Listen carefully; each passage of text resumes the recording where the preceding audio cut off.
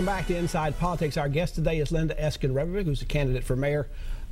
Linda, we talked about these three projects pending before the council. Is the problem here kind of a repeat for the mayor of what happened with both the fairgrounds and the AMP? He's kind of moved ahead on a project before he's really brought the public along in terms of understanding and support for what he wants to do?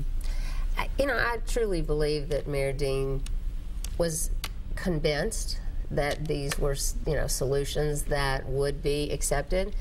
My style will be to bring this to the community right up front. My style will be to make sure that they have a chance to communicate. It's also about getting the diversity of our city at the table.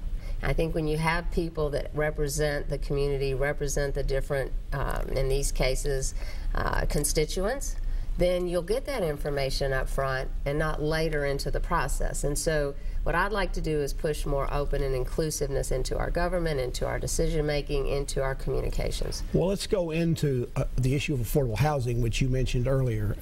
A lot of NIMBYism comes up sometimes. People say, well, I'm for affordable housing, just not in my neighborhood. Right. As mayor, how do you overcome that? Because when people are going to start wanting to develop projects that have affordable housing components in them, you're going to have some neighborhoods that are going to push back. Right, because let's talk about some of the density discussions. You're going to have zoning that supports that. You're going to have neighbors that support that. And so I think that is very important. And now, we've done processes like Nashville Next, where we've reached out into the communities, and my hat's off to the administration for taking that step to try to get feedback from communities to say, where do you want density? Where do you want transportation? But I think we have to take it. But that's the broad scale. That's the broad. And now that's right. Now we have to dig down and really validate for each community, and through working with the Metro Council members. I think it's really important that the representatives that are elected and the people in the neighborhood associations participate in saying, this is where we would like to see it or not in our neighborhood. And then, we've got to step back as a city and make sure that we understand that if we put high quality affordable housing in place, smaller homes, as I talked about, co-housing units, people will come around to seeing that this is going to be a positive situation. They're going to be mixed use, but I want to make sure that the process is thorough and that the process is based on inclusiveness. Let me take this to the next step. Not all of Nashville is covered under the same land use policy. Right. We have satellite cities, Belmead, Forest Hills, Oak Hill, Goodlettsville.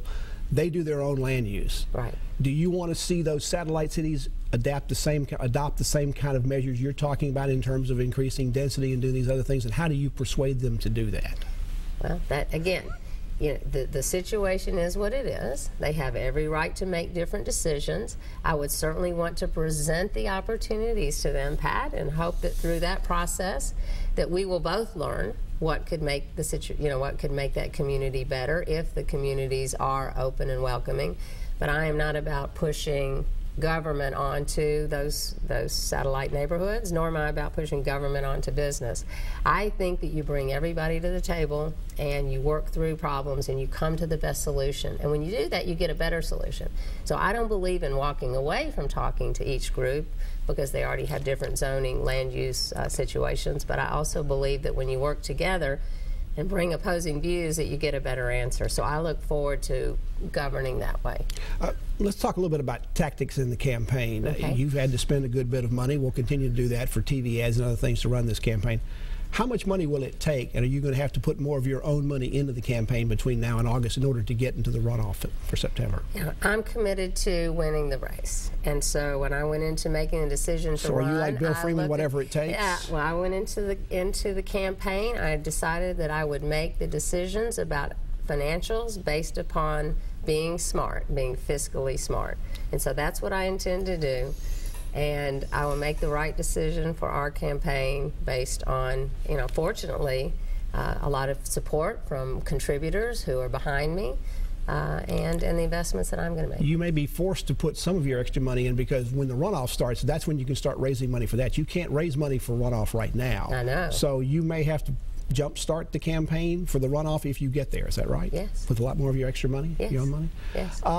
Your campaign's had a question or two raised about one of the ads that you're running right now, the garbage ad.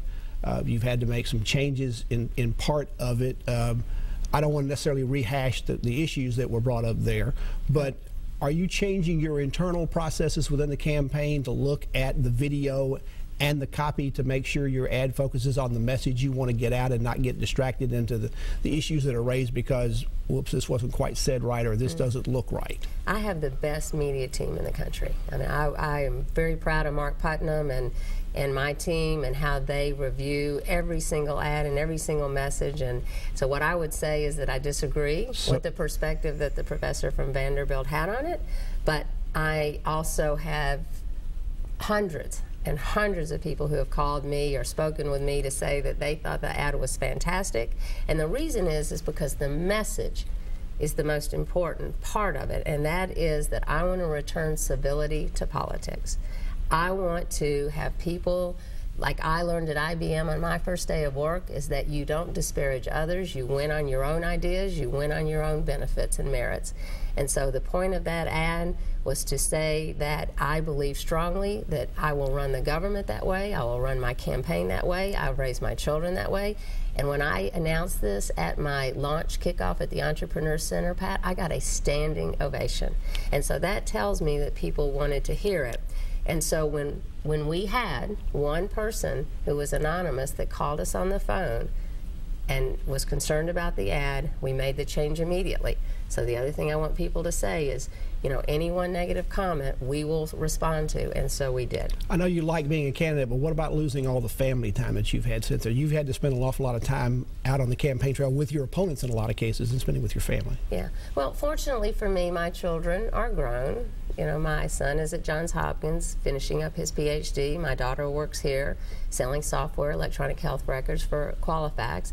And so, you know, they are at a position that they can help me and be involved. And Linda Eskind Rebrovick, thank you for coming on the show. Good luck in the rest of the campaign. If you make the runoff, obviously we want to have you come back during that campaign. When I make the runoff. Okay. Thank you. And thank you for joining us on Inside Politics. Hope you'll be back here again for a future show. If you can't get enough politics in the meantime, go to the News Channel 5 website. You'll find my Capitol View commentary there. There's new commentary posted every Friday afternoon. Enjoy the rest of your weekend. We'll see you back here next time. Goodbye.